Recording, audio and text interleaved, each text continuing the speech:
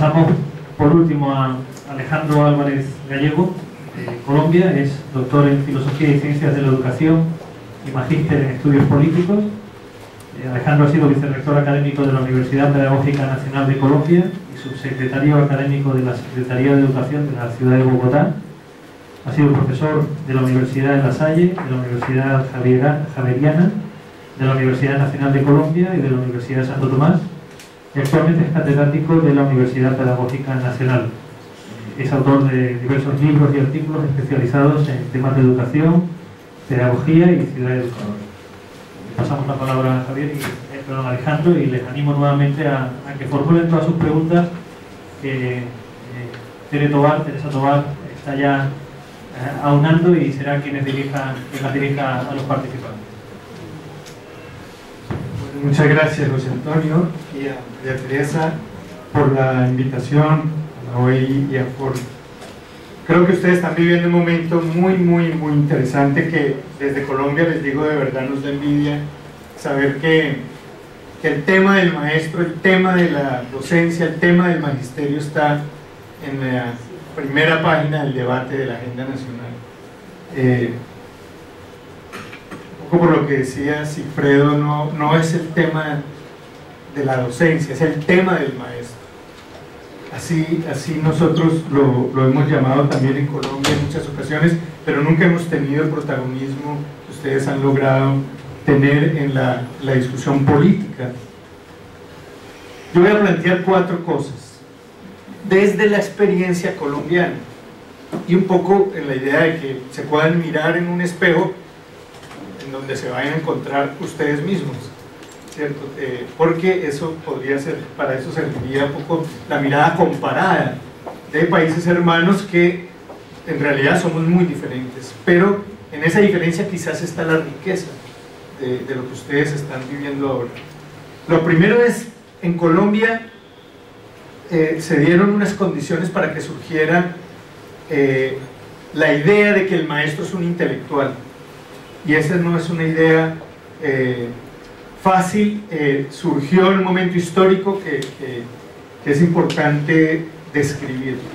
La segunda es que hoy han cambiado las condiciones estructurales en las que se había pensado durante 500 años la escuela y el maestro y la pedagogía, y eso nos obliga a repensar entonces cuál es el papel del maestro.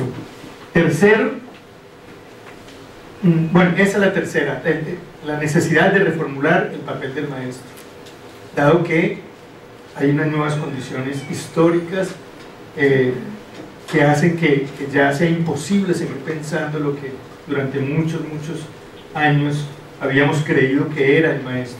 Y en cuarto lugar, yo voy a señalar, tratando de conectarme un poquito con lo que ustedes están discutiendo por la rápida mirada que he hecho de esta discusión, de lo que serían como los ejes prioritarios de una reforma magisterial, como la llaman ustedes, a partir de la experiencia colombiana. El primer punto, ¿cómo es que llegamos en Colombia a hablar de que el maestro era un intelectual?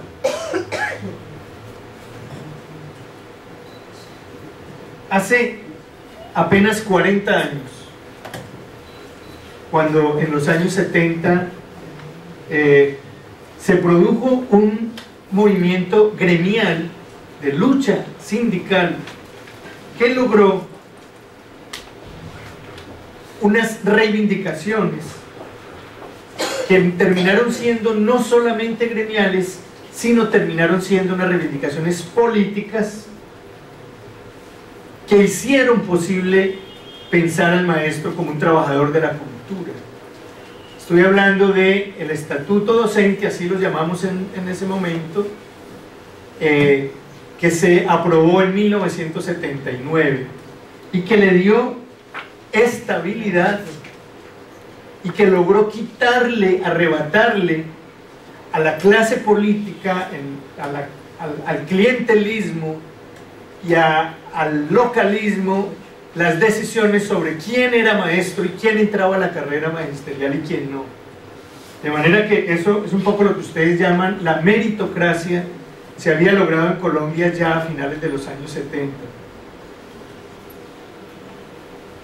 Eso se logró por la voluntad política no solo del sindicato, sino también del Estado y en general de la sociedad. Hubo una afortunada confluencia que logró posicionar al maestro como un trabajador de la cultura, y así se llamó, así lo llamamos, y así se configuró ese oficio, ese trabajo, más allá de, repito, de las condiciones gremiales y de las relaciones perversas que había tenido durante décadas, y estoy hablando por lo menos desde comienzos del siglo XX, con el clientelismo político, que era donde se definía el ingreso a la carrera docente. Confluyeron entonces también grupos de intelectuales, grupos de investigación, grupos de las universidades, pero también de las ONGs, que venían planteando que una tesis, y es que el maestro había sido despojado del saber pedagógico, que era el que le había dado históricamente el soporte a su oficio, y eso había vulnerado su autonomía como trabajador de la cultura, en tanto sujeto capaz de proponer e incidir en la configuración del tejido social. Más allá del reconocimiento que se le dio en los finales de los años 70 con el estatuto docente como trabajador de la cultura, lo que se había demostrado y lo que se estaba agitando en el debate de los años 70 era que en la estructura, en el sistema educativo, en el aparato educativo, al maestro se le había despojado de su saber, y ese saber lo llamamos pedagogía, saber pedagógico. Eso condujo a lo que conocemos y a lo que vivimos como el movimiento pedagógico colombiano. En los años 80 ese movimiento pedagógico se convirtió en una movilización que permitió que los maestros se ocuparan de su autoformación sin permiso. No hubo que esperar una nueva ley magisterial, un nuevo estatuto docente que regulara su formación permanente o su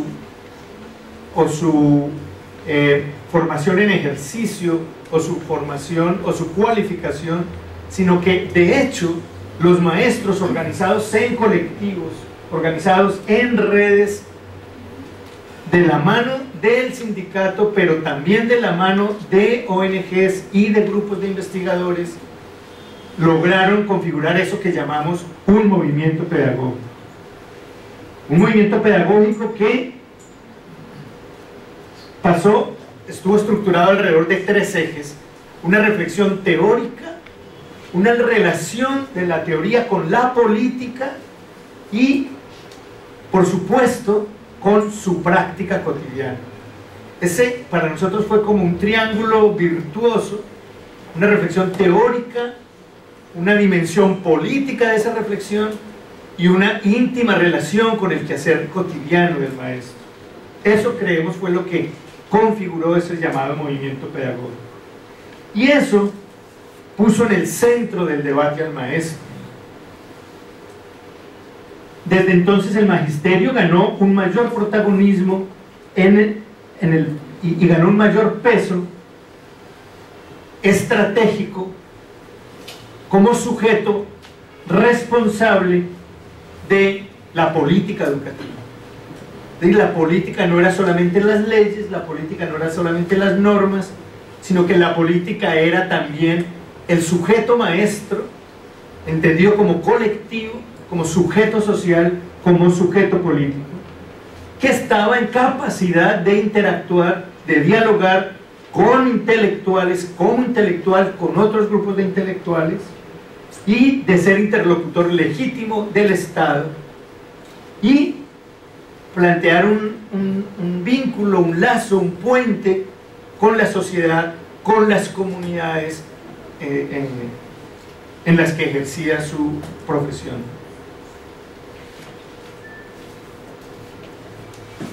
Bien, comenzado el siglo XXI, las condiciones, creemos nosotros, han cambiado. No estamos hablando de los años 70 ya, ni de los años 80, ni siquiera de los años 90. Hay nuevos acontecimientos que, por supuesto, tienen procedencia y se han gestado durante décadas anteriores, pero que consideramos que hoy hay que saber leer para repensar el papel del maestro, que ni siquiera es el que para nosotros se alcanzó a configurar en esos años 70 y en esos años 80.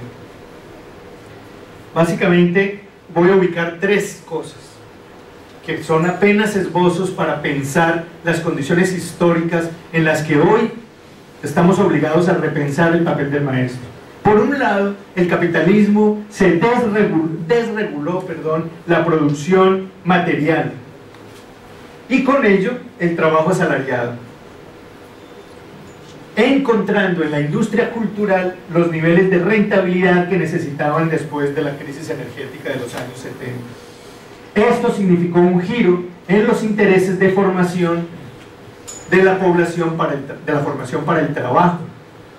Se requiere ahora una nueva subjetividad que pasa por la capacidad creativa, que pasa por la capacidad de movilidad, que pasa por la flexibilidad, que pasa por la versatilidad. Es lo que llaman competencias de un trabajador polivalente. Primer elemento a tener en cuenta. Segundo, las nuevas tecnologías, las formas de vida urbanas que codificaban simbólicamente los mensajes, estallaron las formas canónicas de producir y circular el conocimiento, con lo cual cambiaron las formas de aprender. Se debilitaron los medios convencionales con los que la escuela enseñaba, es decir, el texto y la palabra, y se intensificaron las formas visuales y la comunicación instantánea, sin la mediación racional comprensiva que suponía un ejercicio didáctico de transposición de unos códigos a otros. Con esto entonces se debilitó la autoridad del maestro, en tanto representante de un conocimiento que lo necesitaba como decodificador o como su transformador didáctico, mediador entre las generaciones adultas y las nuevas. Esto se expresa hoy, se vive hoy en el aula, en las dificultades que tiene el maestro para ejercer la autoridad frente a sus estudiantes. Lo viven los maestros cotidianamente y a veces no se sabe leer eso. A veces se dice simplemente: son jóvenes rebeldes insolentes que ya no respetan al maestro. Lo que hay detrás son procesos profundos de transformación cultural, tecnológica, del conocimiento. Tercero, la relación del Estado con la economía y con la sociedad también se replanteó, retirándose de muchos escenarios el Estado, en donde intervenía para dirigir o para administrar directamente los servicios que requería el mercado o la sociedad. Disminuir el gasto, racionalizar y hacer eficiente la inversión fueron las nuevas condiciones para ganar la competitividad en el nuevo escenario económico mundial que exigía innovación para entrar en el mercado.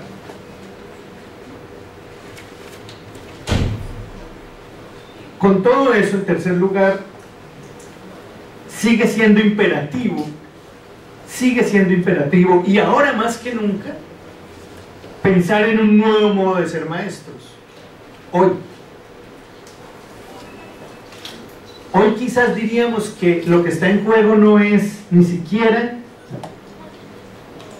la instrumentalización del quehacer del maestro como lo denunciábamos en los años 70, defendiendo la autonomía intelectual del maestro. Lo que está en juego quizás es su desvanecimiento como sujeto portador de una verdad que era posible enseñar, como lo había planteado la Ilustración. Y eso implica pensar de fondo el oficio, la transformación, la obligatoria necesidad de pensar de otra manera el oficio.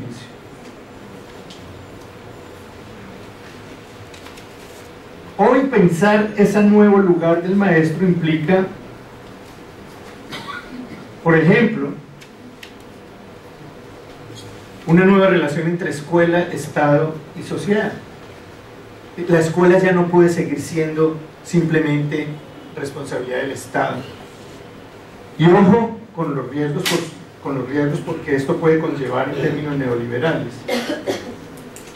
Pero es imposible seguir esperando que el Estado se haga responsable de la educación a través de la escuela.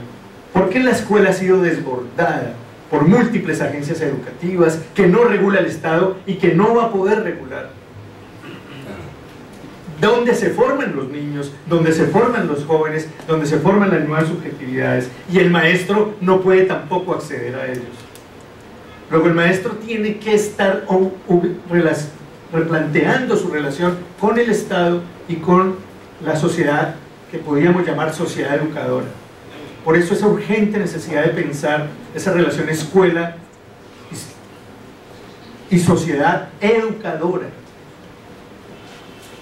Bien, para terminar, solo quisiera decir que solamente voy a plantear un punto de los varios que tengo acá, el tema de la formación permanente. Si no pensamos en una estrategia y en una estructura que permita garantizar que la formación permanente supere de una vez por todas la lógica de la capacitación,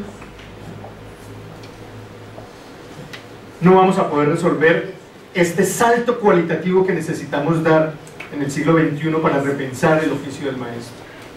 Esto significa pensar en redes de maestros que puedan recuperar sistemáticamente la riqueza que está implícita en su quehacer. Y aquí me voy a diferenciar, me ligo con mis colegas, pero me voy a diferenciar un poco de Elizabeth en la idea de las experiencias exitosas. No, es un poco, sin negar esa propuesta interesante, la lógica sería: ¿qué hay de riqueza en la práctica pedagógica que todos los maestros realizan día a día en la escuela, en esa escuela del siglo XXI que ha sido, que está ligada con a través de los jóvenes, a través de las comunidades, con esa nueva sociedad que ya no regula el Estado, sino que está regulada por muchas otras agencias que desbordan las funciones del Estado? Sería eso básicamente entonces en donde yo diría una reforma magisterial, un nuevo estatuto docente, como lo llamamos nosotros, tendría que pensar en serio en esto de la formación permanente, para no hablar de los otros asuntos, por supuesto, que están en la agenda. Gracias.